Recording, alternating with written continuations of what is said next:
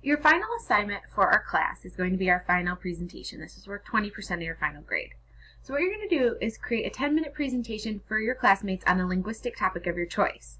We're going to really look into application of linguistics and language teaching. So possible topics include, but are not limited to, grammar instruction, which could be grammar correction, implicit versus explicit grammar teaching, the role of the non-native English-speaking teacher, what variety of English should we be teaching, teaching pronunciation, articulation and voice disorders, bilingual education, communicative language teaching, and the use of a first language in language teaching.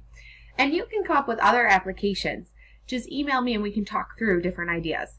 You'll need to conduct research looking at a minimum of 8 resources, and they have to be trustworthy, so think back to your annotated bibliography and how you found trustworthy resources. You're going to create your video and post it to the discussion forum. The format is flexible and up to your discretion, but make sure you're providing a detailed insight into the topic so that your classmates who watch this are learning about this topic in depth, supported with citations throughout the presentation and a list of your references at the end.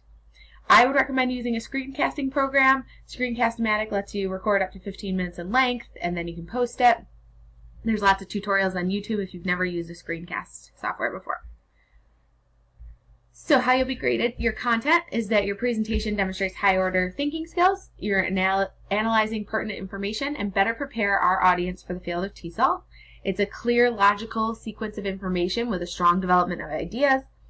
Your presentation contains factual information from trustworthy sources.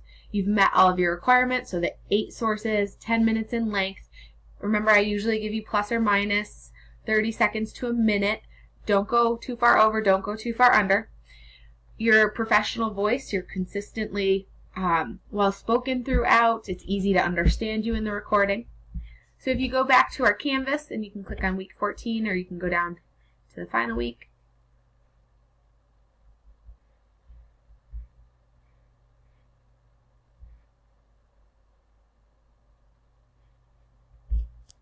So you're going to click here for the final presentation, and it'll take you right to the discussion forum.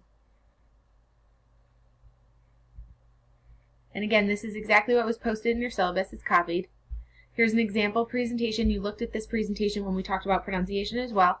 And when you're ready, you can post here, and you're going to respond to the presentations of at least 3 classmates. So you'll respond here as well. So everything's right here. All right, let me know if you have any questions. As we go to the end of the semester,